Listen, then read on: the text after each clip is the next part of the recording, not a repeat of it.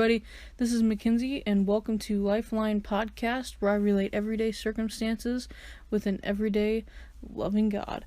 Okay, this past week, I can't remember what day it was. I think it might have been a Thursday, or maybe a different day. I can't remember. But earlier this week, we saw something online that we kind of wanted to make. And I was like, oh, that sounds really good. It was a dessert. And we were talking about it that night, and it was getting a little bit later, and by late I mean like 8 o'clock. And we were sitting around, and I was thinking, oh well, I promised earlier during the day that we would make this dessert. And then my sister and I, we were talking in the living room, and then my brother started talking to us too, and then he's like, well, if you get the stuff tonight, we can all just make it together. And the more I sat there on the couch and the later it got, I was just like, I'd rather not. I'd rather not go into town. I'd rather not go get the stuff to do this because I was just getting tired. It was a long day. And then after a little bit, we just kept, laying around, sitting around, and kept getting later and later. And then finally, I was just like, okay, let's go. If we don't go now to Walmart, we'll probably never get there. So we went to Walmart. We got all the ingredients, all the stuff. We brought it all back home. And then my brother looked at me and he's like, are you still gonna make those? I'm like, yeah. And he's like, well, it's 10:40 at night. And I'm like, yeah. He's like, why are you gonna decide to bake at 10:40 at night? And I'm like, well, we had this all planned out. We might as well just do it now. So all of us were in the kitchen that night. Mom was there. We were all making this dessert in the kitchen, and we finally got it all done. It was well after 11 o'clock by the time we got it all done, but we got it done, and we got to try it, and it was really good. And I guess the whole point of this, crazy story, talking about all this, is I'm always one that if I make a promise, I'm going to try to stick with it and try to keep my promise. And no matter how late it was going to get, I was going to try to keep that promise.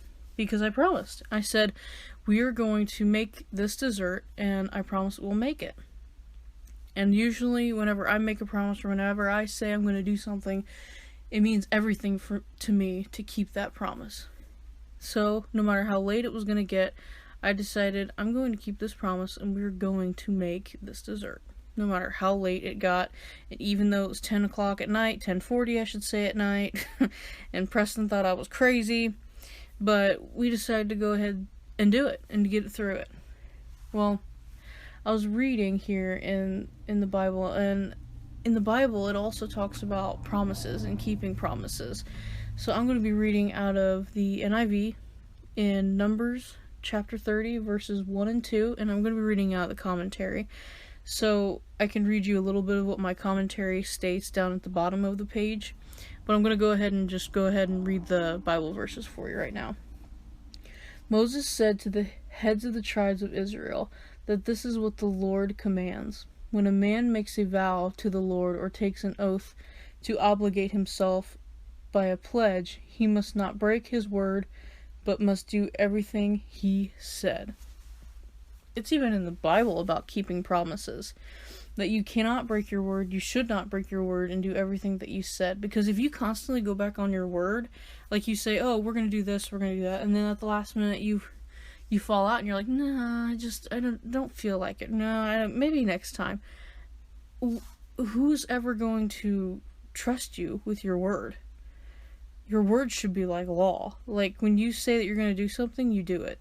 And you don't really make excuses for it. Now, certain circumstances come up in your life to where you can't help it. Something happens. Like a serious illness or something tragic that happens or just something else that happens. You just can't help it and you have to break a promise. I'm sure those people will understand. But if you're just making up excuses and constantly breaking your promises, then no one will ever believe anything you say.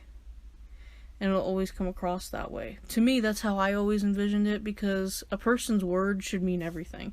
Someone should know to go to you, or someone should know to go to you to ask you to help them with something or do whatever. And if you say you are, then you do. Like, you come through on your promises. You come through on everything.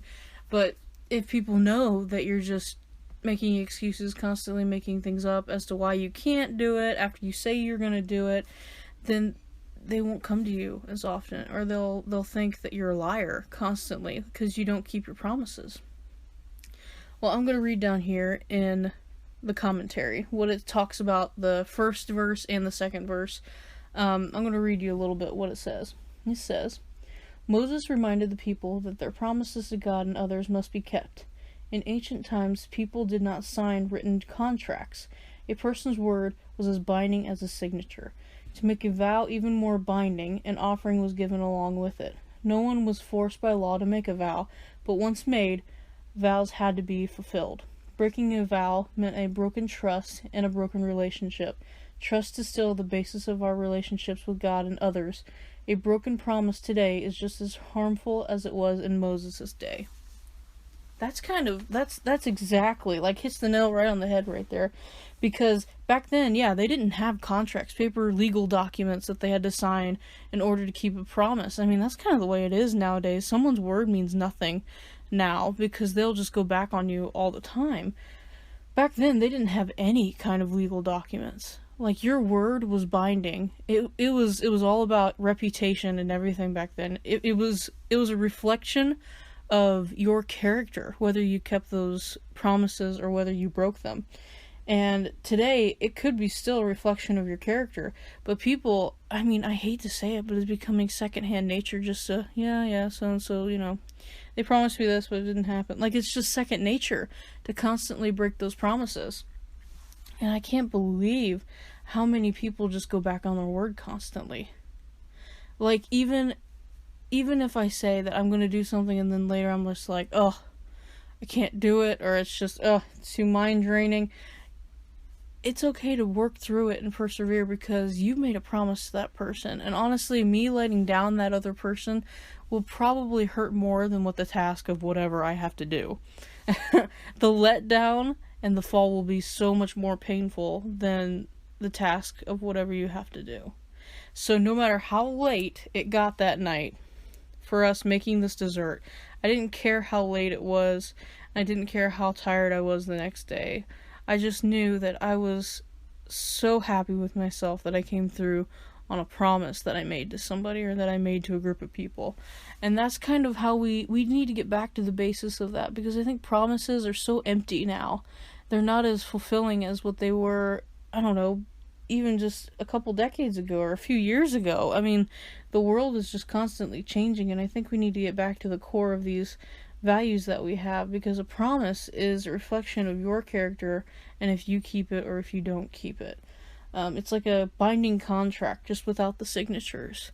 You should take it seriously, like it is a contract by a lawyer that's been drawn up and everything, because that's how serious these promises are. They are very serious to your relationship with God.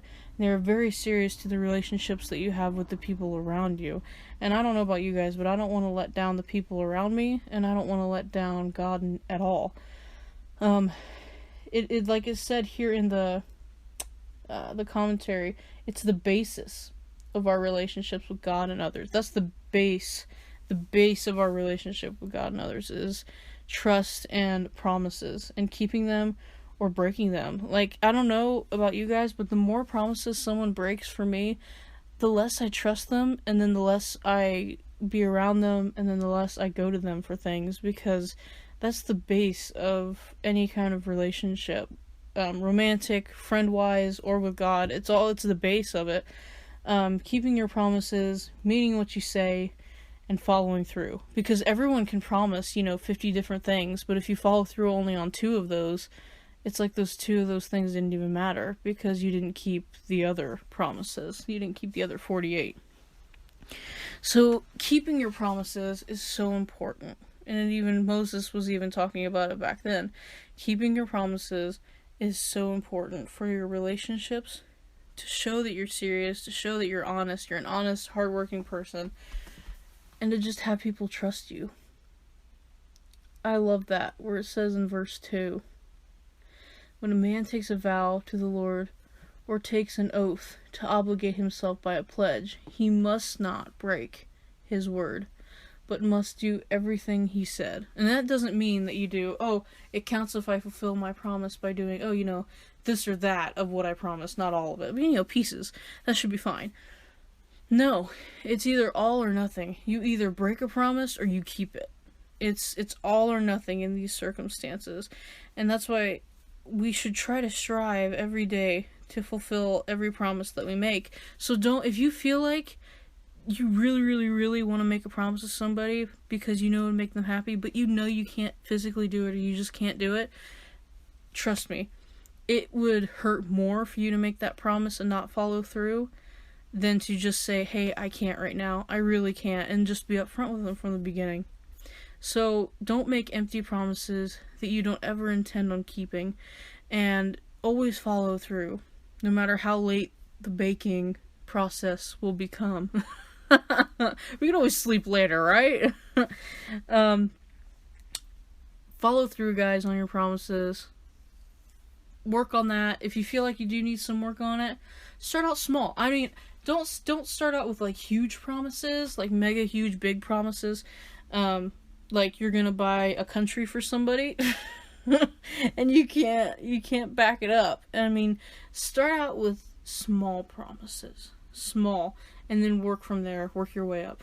Like a small promise, like, oh, I promise to be there by 8 o'clock, and then show up at 8 or 7:55.